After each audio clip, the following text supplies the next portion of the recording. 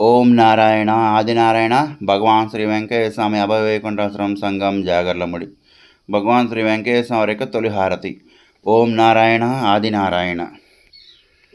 ఓం నారాయణ ఆదినారాయణ. భగవాన్ శ్రీ వెంకయ్య స్వామి వారి యొక్క మూల స్వరూపము.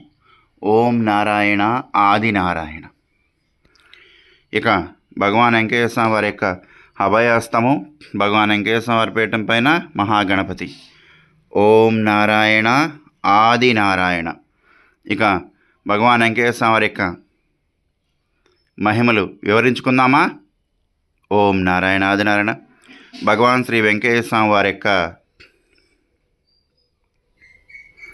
ఉన్న రోజుల్లో మద్రాసు రాష్ట్రం నుంచి ఇద్దరు భక్తులు వచ్చి, స్వామి మాకు 2 సంవత్సరముల నుంచి వర్షం లేదు, పంటలు చాలా కష్టంగా పండకపోతే మా జీవితాలు చాలా కష్టంగా ఉన్నాయి, మాకు ఏదైనా దారి చూపించండి, మేము అన్ని చోట్లకి వెళ్ళాము, ఎక్కడికి వెళ్ళినా కూడా మాకు దారి తెమ్ము కనపడలేదు.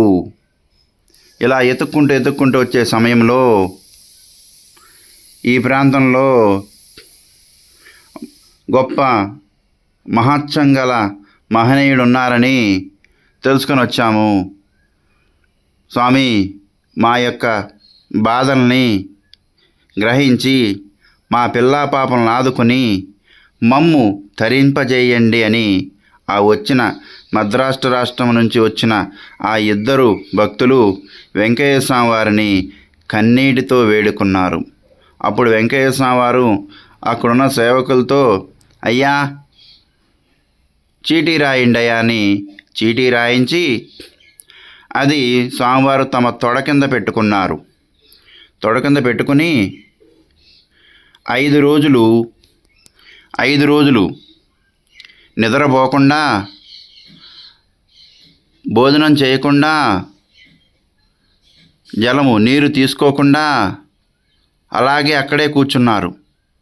తర్వాత 5వ రోజు స్వామివారు లెక్క సరిపోయింది అయ్యా అని చెప్పారు. అప్పుడు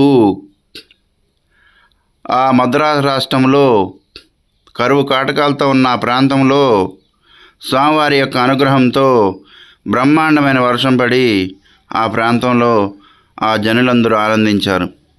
ఆ వచ్చిన ఆ ఇద్దరు భక్తులు వారు ఆ ప్రాంతానికి వెళ్ళి చూసుకుని ఆనందంతో అక్కడున్న భక్తులను కూడా తీసుకొచ్చి, ఈ మహానుభావుడు భగవాన్ వెంకయ్య స్వామి అంట, ఈయన దగ్గరకు వచ్చి మా బాధలు మన ప్రాంతం గురించి చెప్తే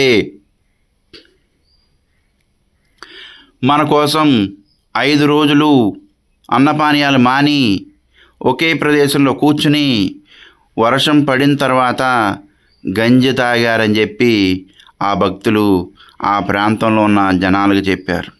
అంటే ఇక్కడ భగవంతుడు ఎంతటి కరుణా సముద్రుడో భగవాన్ వెంకయ్య స్వామి ఇక్కడ ఏం చూపిస్తున్నారంటే, అయ్యా నువ్వు ఓర్పుగా ఉంటే, నువ్వు సహనంగా ఉంటే, నువ్వు ఏదైనా సరే కష్టం అనుకున్న దాన్ని కూడా ఆ కష్టమైనది నీకు సులభమవుతుంది.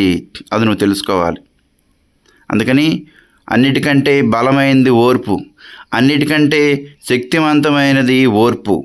ఆ ఓర్పుని ఇక్కడ భగవాన్ వెంకయ్య స్వామి చూపించారు. అన్నపానీయాల కన్నా వచ్చిన వారి యొక్క బాధలు తన బాధగా భావించి వారికి దారి వేసిన మహానుభావుడు శ్రీ భగవాన్ వెంకయ్య స్వామి. అందుకని వాళ్ళు భగవాన్ వెంకయ్య స్వామి వారు దేవుడు అన్నారు. ఓం నారాయణ ఆదినారాయణ. భగవాన్ వెంకయ్య స్వామి వారి యొక్క మరో లీల చెప్పుకుందాం. ఓం నారాయణ ఆదినారాయణ. కలిచేడు వద్ద సిద్ధలయ్య కొండ దగ్గర రైతులు భగవాన్ వెంకయ్య స్వామి దగ్గరకు వచ్చి, స్వామి నాట్లేసాము, వరి ఎండిపోతుంది, మరి మా పరిస్థితి ఏందని కలిచేడు వద్ద సిద్ధలయ్య కొండ దగ్గర భగవాన్ వెంకయ్య స్వామి వారు ఉన్నారు. అయితే కట్టెమూడిపల్లి గ్రామ ప్రజలు భగవాన్ వెంకయ్య స్వామి వారి దగ్గరికి వచ్చి, మా ప్రాంతంలో వరి నారు ఎండిపోతుంది స్వామి అంటే, అప్పుడు భగవాన్ వెంకయ్య స్వామి వారు, అయ్యో దేవుడికి అయ్యో దేవుడికి అర్జీ పెడదాంలయ్యా అన్నారు. రేపొద్దునకల్లా 2 పొదునుల వర్షం పడుతుందిలే అన్నారు. అంటే ఇక్కడ సంకల్పం మాత్రం చేత ఏదైనా చేయగల సమర్థ సద్గురువు శ్రీ భగవాన్ వెంకయ్య స్వామి. అట్లాగే వారికి తెల్లారేసరికి వర్షం పడి ఆ గ్రామంలో కాలువల నిండి చెరువుల నిండి ఆ ఊరంతా సుఖ సంతోషాలతో పయనిస్తూ ఉంది. అయితే రైతులు వరి నాటుకునే పనిలో పడ్డారు. కారణం ఏంటి?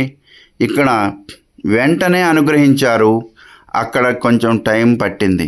కారణం ఏంటంటే ఇక్కడ వచ్చిన భక్తులు నాటేశారు, నారుమడి ఎండిపోతుంది. ఆ ఎండిపోతుంది చూసి స్వామివారు వెంటనే వీళ్ళకి ఒక దారి వేశారు. అంటే ఎవరైనా స్వామి దగ్గరకు వచ్చినప్పుడు ధర్మబద్ధమైన కోరికను కోరుకున్నప్పుడు ఆ భగవాన్ వెంకయ్య స్వామి వారు శీఘ్రంగా ఎంత వేగంగా ఆ పని చేసి పెడతారో ఈ కట్టుమూడిపల్లి గ్రామ ప్రజలు ఒక ఉదాహరణ. వాళ్ళు చాలా అదృష్టవంతులుగా మనం భావించాలి. స్వామి దగ్గరకు వచ్చి అడగగానే అయ్యా భగవంతుడికి అర్జీ పెడదాంలే అయ్యా అన్నారు. అట్లాగే 2 పొదులు వాన పడుతుందన్నారు. తెల్లారేసరికి ఆ ప్రదేశంలో వర్షం పడింది. తర్వాత 2 రోజుల తర్వాత ఆ గ్రామ ప్రజలు నాట్లు వేసుకున్నారు. అప్పటి నుంచి భగవాన్ వెంకయ్య స్వామిని కొనియాడుతూనే ఉన్నారు. భగవాన్ వెంకయ్య స్వామి అంటే మనిషి కాదు. భగవాన్ వెంకయ్య స్వామి అంటే ఒక మహత్తరమైన శక్తి. భగవాన్ వెంకయ్య స్వామి అంటే ఒక మహానుభావుడు. ఆ మహానుభావుడే నారాయణమూర్తి. ఆ నారాయణమూర్తి శ్రీమన్నారాయణుడే నరుడిగా భూమి మీదకి వచ్చి ప్రతి వాళ్ళ యొక్క బాధలను తన మీద తీసుకుని అందరినీ ఉద్ధరిస్తున్న ఆ పరబ్రహ్మ స్వరూపం శ్రీ భగవాన్ వెంకయ్య స్వామిని ఆ కట్టుమూడిపల్లి ప్రజలు కొనియాడుతూ ఉన్నారు. ఇక్కడ మనం అందరూ అర్థం చేసుకోవాల్సింది చూసుకోండి. పై యొక్క లీల ఏమర్థం అవుతుంది? అక్కడ వచ్చిన భక్తులకి ఆ ప్రాంతం అంతా కర్మతో నిండి ఉంది. ఇక్కడ మరి నారు నశించిపోతుంది. ఈ రెండింటిని స్వామివారు ఏ రకంగా అనుగ్రహించారో ఇక్కడికి వచ్చిన భక్తులు కూడా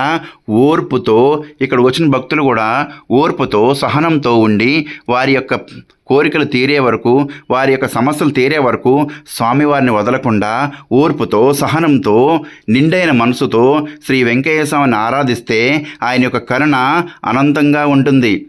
అందుకనే అనంత స్వరూపుడు, నిత్యాగ్నిహోత్రుడు, నిరతాన దాతుడు శ్రీ భగవాన్ వెంకయ్య స్వామి. అందుకే స్వామివారు మనకు ఒక మార్గం వేశారు. దారం ఆధారం అయ్యింది, హోమగుండం ఒక వరం అయ్యింది, విభూది దోష నివారణ అయ్యింది, అన్నదానం మనకు ఆరోగ్యాన్ని ఇవ్వడానికి సిద్ధమయ్యింది. అంటే ఇక్కడ మన అందరం ఆలోచించుకోండి. సర్వాంతర్యామి, అన్ని రోగాలకి సమర్థ సద్గురుడు, పరబ్రహ్మ స్వరూపము, అన్ని అవసరాలు తీర్చటానికి మానవ స్వరూపం ధరించిన కూర్చుని ఏకైకమూర్తిగా ఏకోనారాయణమూర్తిగా ఓం నారాయణ ఆదినారాయణ, ఓం నారాయణ ఆదినారాయణ అంటూ ఉన్నారు. నన్ను కొలవండి, నన్ను తొలవండి, నన్ను పిలవండి అనలేదు.